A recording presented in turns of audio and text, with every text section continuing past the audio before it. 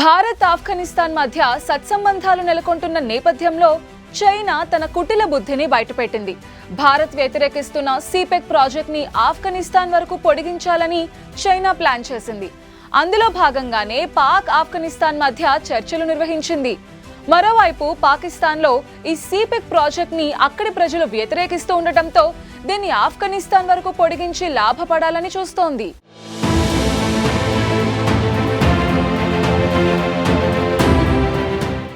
China belt and road ఇనిషియేటివ్లో భాగంగా dragon country సిపెక్ ప్రాజెక్టును చేపట్టింది. చైనా పాకిస్తాన్ ఎకనామిక్ కారిడార్ 2013లో ప్రారంభమైంది. దీని ద్వారా చైనా తన షిన్జియాంగ్ ప్రాంతాన్ని పాకిస్తాన్లోని గ్వాదర్ ఓడరేవుతో రోడ్లు, రైల్వేలు మరియు ఇతర మౌలిక సదుపాయాల ద్వారా అనుసంధానం చేయాలని లక్ష్యంగా పెట్టుకుంది. ఈ ప్రాజెక్టు విలువ సుమారు $70 బిలియన్. ఇది పాకిస్తాన్ ఆర్థిక వృద్ధికి గణనీయమైన ఊతమిస్తుందని భావించారు. అయితే ఈ ప్రాజెక్టులో అనేక సవాళ్లు కూడా ఉన్నాయి. పాకిస్తాన్లో ఈ ప్రాజెక్టు అనేక ప్రాంతాల గుండా వెళుతోంది. ముఖ్యంగా పాకిస్తాన్లోని బలూచిస్తాన్ ప్రాంతంలో సిపెక్ ప్రాజెక్టుకు గట్టి వ్యతిరేకత ఉంది. బలూచ్ ప్రజలు ఈ ప్రాజెక్టు తమ ప్రాంతంలో ఆర్థిక అసమానతలను మరింత పెంచుతుందని, తమ వనరులను చైనా దోచుకుంటుందని భావిస్తున్నారు. సిపెక్లో కీలకమైన భాగం గ్వాదర్ ఓడరేవు బలూచిస్తాన్లోనే ఉంది. అయితే ఈ ప్రాజెక్టు వల్ల స్థానికంగా తమకు ఎలాంటి ఉపయోగం లేదని అక్కడి ప్రజలు ఆరోపిస్తున్నారు. తమ ప్రాంతాన్ని చైనాకు అప్పగించడంపై అక్కడి ప్రజలు ఆందోళన చేస్తున్నారు. అంతేకాక ఈ ప్రాజెక్టు కోసం అక్కడికి వచ్చిన చైనా ఇంజనీర్లపై బలూచ్ లిబరేషన్ ఆర్మీ మిలిటెంట్లు దాడులు చేసి హతమారుస్తున్నారు. దీనివల్ల అక్కడ భద్రతా ఆందోళనలు పెరిగాయి. దీంతో అక్కడ పనిచేసేందుకు చైనా నుంచి ఎవరూ రాకపోవడంతో ప్రాజెక్టు పనులు ఆలస్యమవుతున్నాయి.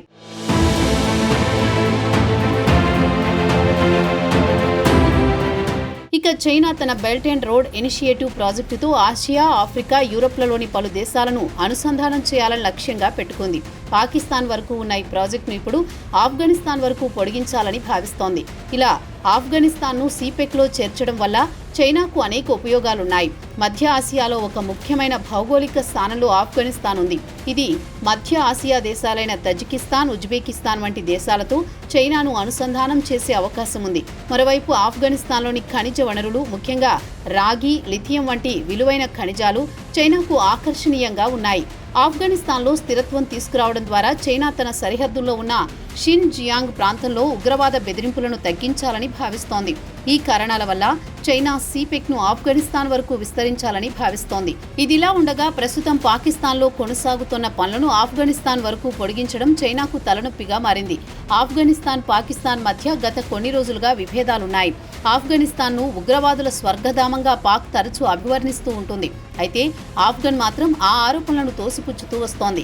ఇదిలా ఉంటే 2024 డిసెంబర్లో ఆఫ్ఘన్ పాక్టికా ప్రావిన్స్లో పాక్ వైమానిక దాడులు జరిపి 50 మందిని పొట్టన పెట్టుకుంది. ఈ ఘోరంలో మరణించింది ఎక్కువగా మహిళలు, పిల్లలే. అయితే తాము ఉగ్ర శిబిరాలపై దాడి చేశామంటూ పాక్ ప్రకటించుకుంది. ఈ పరిణామంపై ఆఫ్ఘన్ రగిలిపోతూ వస్తోంది.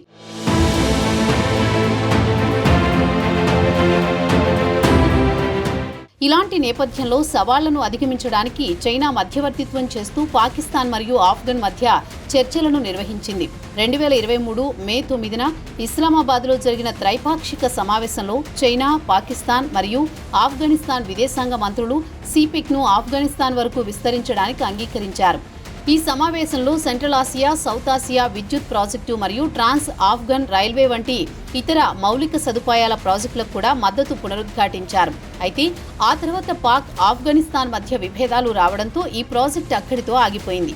2025 మే 11న కాబూల్లో జరిగిన మరో త్రైపాక్షిక సమావేశంలో సిపెక్ను కాబూల్ వరకు విస్తరించడానికి ఒప్పందం కుదిరింది. ఈ ఒప్పందం ప్రకారం ఆఫ్ఘనిస్తాన్ నుండి ఉగ్రవాద కార్యకలాపాలు పాకిస్తాన్పై జరగకుండా చూడడానికి కొన్ని హామీలు ఇచ్చినట్టు తెలుస్తోంది. అయితే ఈ చర్చలు మరియు ఒప్పందం గురించి సమగ్రమైన సమాచారం ఇంకా అధికారికంగా బయటకు రాలేదు. ఈ ఒప్పందం కుదిరితే ఆఫ్ఘనిస్తాన్లో ఆర్థిక అభివృద్ధి, మౌలిక సదుపాయాల అభివృద్ధి, వాణిజ్య అవకాశాలు పెరుగుతాయి. అయితే ఆఫ్ఘనిస్తాన్లో రాజకీయ అస్థిరత, తాలిబాన్ పాలన మరియు పాకిస్తాన్తో ఉద్రిక్త సంబంధాలు ఈ ప్రాజెక్టుకు సవాళ్లుగా ఉన్నాయి.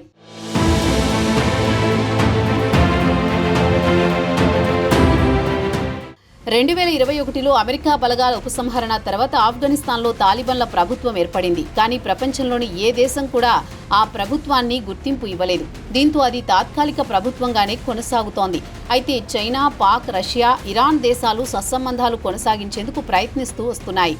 ఉగ్రవాద లిస్టు నుంచి ఆ దేశాన్ని తొలగించాయి. అయితే తాలిబాన్ సర్కారుకు గుర్తింపు ఇవ్వకున్నా ఆ దేశం తరపున తమ దగ్గర రాయబారికి అనుమతించింది చైనా. ఇక భారత్, ఆఫ్ఘన్ తాలిబాన్ ప్రభుత్వానికి గుర్తింపు ఇవ్వలేదు. కానీ వాళ్లు అధికారంలోకి వచ్చినప్పటి నుంచే సంబంధాలు కొనసాగిస్తూ వస్తోంది. ఈ క్రమంలో సరిహద్దు ప్రధాన అంశంగా పలుమార్లు చర్చలు కూడా జరిపాయి. వాటిలో పురోగతి లేకున్నా మానవతా సాయం, అక్కడి పౌరుల బాగోగుల మీద దృష్టి సారిస్తూనే వస్తోంది. ఇది ఇరు దేశాల మధ్య సంబంధాలు మెరుగుపడేందుకు దోహదపడ్డాయి. ఈ క్రమంలోనే దౌత్యపరమైన సమావేశాలు గత ఏడాది కాలంలో చాలానే జరిగాయి. ఈ ఏడాది జనవరిలో భారత విదేశాంగ కార్యదర్శి విక్రమ్ మిశ్రీ, తాలిబాన్ విదేశాంగ మంత్రి అమీర్ ఖాన్ ముఠాకీతో దుబాయ్లో భేటీ అయి కీలక అంశాలపై చర్చించారు. తాజాగా భారత విదేశాంగ మంత్రి జైశంకర్ కూడా అమీర్ ఖాన్ ముఠాకీతో కీలక సంప్రదింపులు జరిపారు. ఈ పరిణామం భారత్లో దౌత్యవేత్తల నియామకానికి గ్రీన్ సిగ్నల్ ఇవ్వడం, కాన్సులర్ సేవలతో పాటు పలు నగరాల్లో వ్యాపార, విద్య, వైద్యం కోసం వచ్చే ఆఫ్ఘన్ పౌరులకు సేవల అనుమతికి అంగీకారం తెలపడం లాంటి నిర్ణయాలకు వేదిక అయింది. ఇది ఓర్వలేక కుటిల బుద్ధితో భారత్ వ్యతిరేకిస్తున్న సిపెక్లో ఆఫ్ఘన్ను భాగం చేసిందని, హడావిడిగా తాలిబాన్లకు చైనా ప్రాధాన్యమిస్తోందనే అభిప్రాయం వ్యక్తమవుతోంది.